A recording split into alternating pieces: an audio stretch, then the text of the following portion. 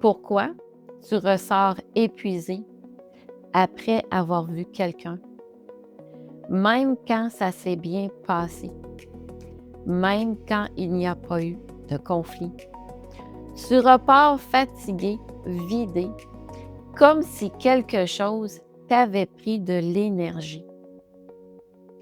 Pendant que l'autre parle, tu ressens déjà une tension intérieure. Pas juste dans ce qu'il dit, mais comment il le dit. Son énergie, ce qu'il dégage. Et ton corps réagit sans que tu fasses quoi que ce soit.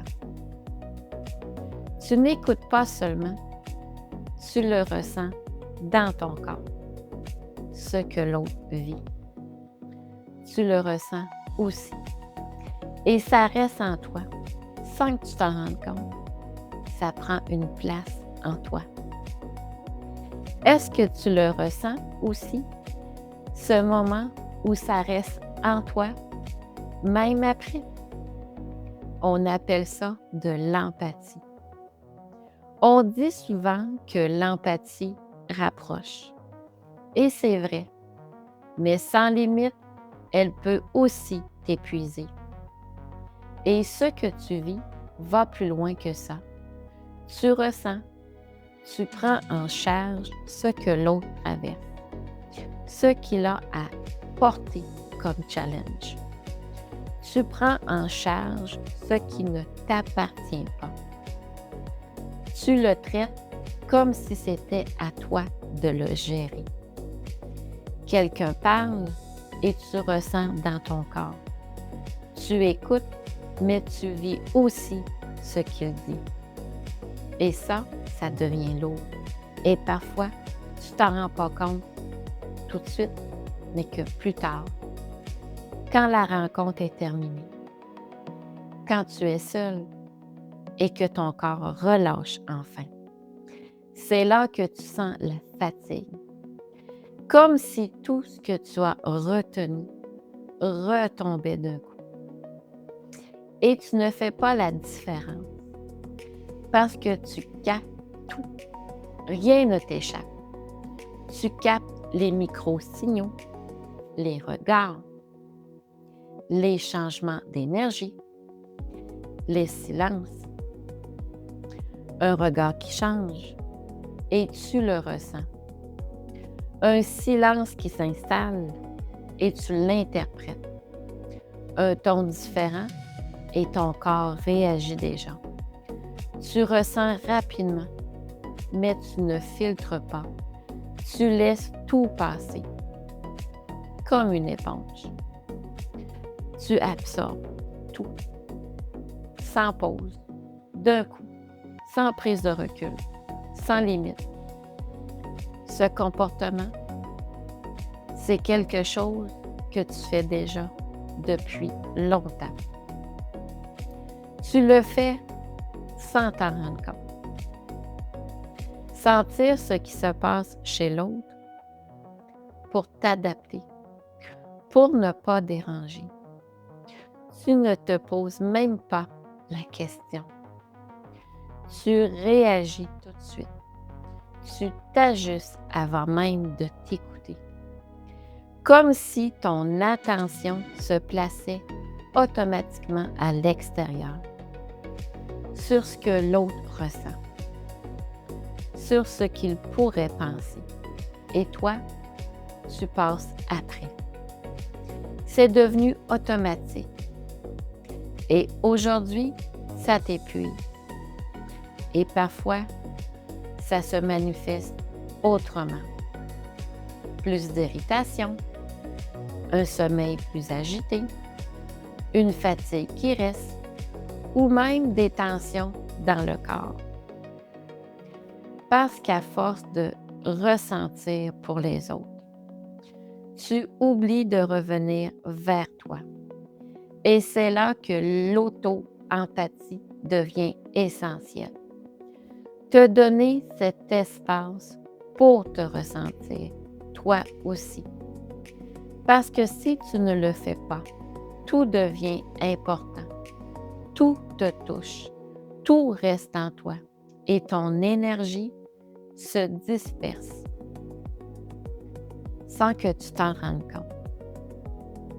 Parce que tu continues de prendre ce qui ne t'appartient pas, même quand ce n'est pas nécessaire.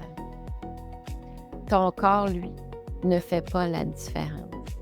Il réagit comme si c'était à toi. Être empathique, ce n'est pas tout prendre sur toi. Ça ne veut pas dire te laisser envahir, ni t'oublier. Ce n'est pas disparaître dans ce que l'autre ressent. C'est ressentir sans te perdre. Et ça commence par revenir à toi, à ce que tu ressens là, dans ton corps.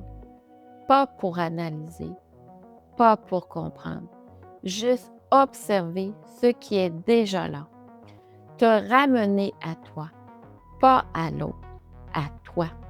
Sentir, est-ce que ça m'appartient vraiment ou est-ce que je garde ce qui ne m'appartient pas?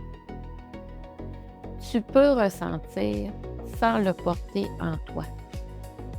Tu peux comprendre sans que ça reste en toi. Mais pour ça, il y a une limite à poser. Pas avec l'autre, mais dans ce que tu laisses passer. Alors tu écoutes sans te perdre. Tu comprends sans garder l'émotion de ce que l'autre vit.